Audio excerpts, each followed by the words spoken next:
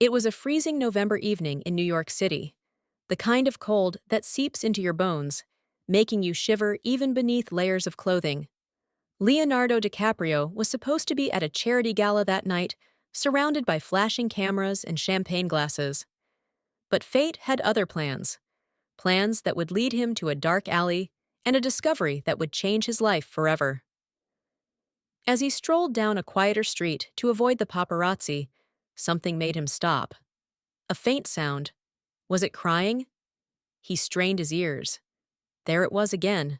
Software fragile, desperate. Who was it? And why did it sound so helpless? Leonardo turned the corner into a dimly lit alley, his breath caught in his throat. There, shivering next to an overflowing dumpster, was a young boy, no older than 6. His clothes were torn, his cheeks stained with tears and dirt.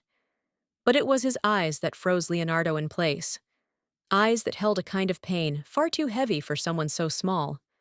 But what was a child doing here, alone, in the cold? And why did those eyes look so familiar? Leonardo knelt beside him, his voice soft but urgent. "Hey, little man, what's your name?" The boy flinched but didn't run. He looked up cautiously. "Michael," he whispered. Leonardo's heart ached. "Where's your mom, Michael?" The boy's lip quivered. She told me to hide. She said if anything happened, I should run. And now, I can't find her." Leonardo felt a chill that had nothing to do with the weather. Something was wrong. Very wrong. Who was this woman? And what was she running from? He took Michael's hand, guiding him to a nearby diner to get warm. But even as they sat in the bright, bustling place, Leonardo couldn't shake the feeling that they were being watched.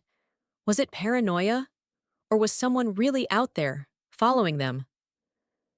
As Michael devoured a plate of pancakes, Leonardo discreetly texted his assistant, Margaret. "Urgent. Need a private investigator, now." The next few hours were a blur. Margaret arrived within minutes, along with Jack, a seasoned investigator with eyes that had seen it all. As Michael drifted into a restless sleep in the booth, Jack shared what little he could dig up. Michael's mother, Sarah, had recently moved to the city. A single mom, working 2 jobs, keeping to herself. But there was a disturbing note. Sarah had filed a police report 2 weeks earlier.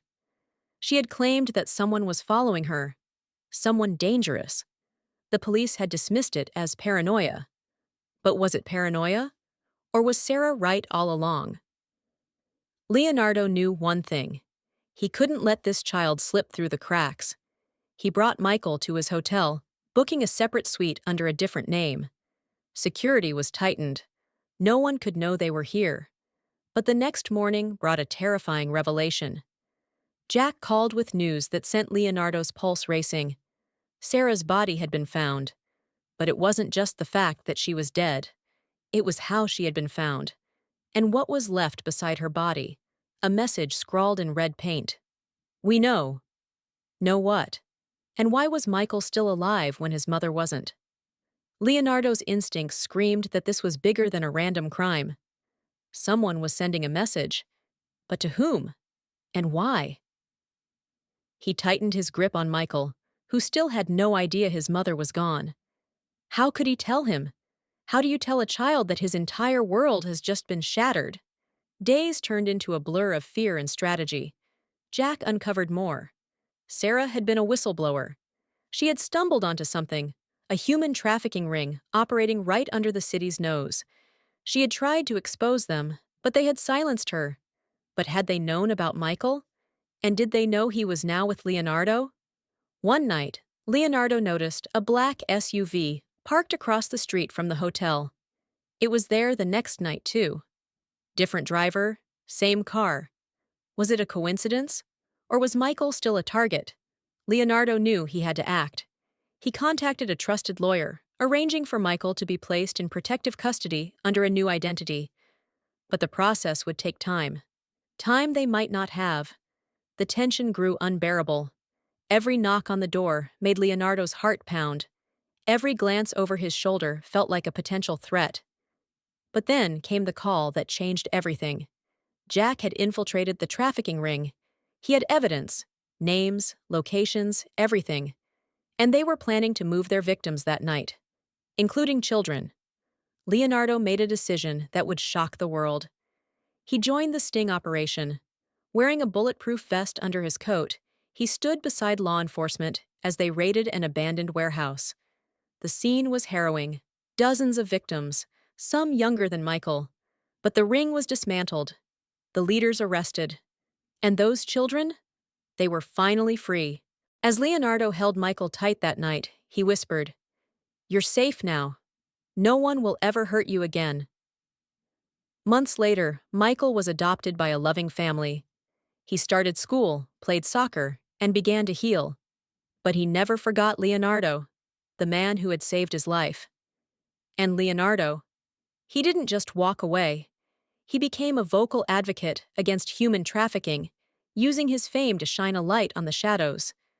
But sometimes, late at night, he still wonders, what if he hadn't turned down that alley?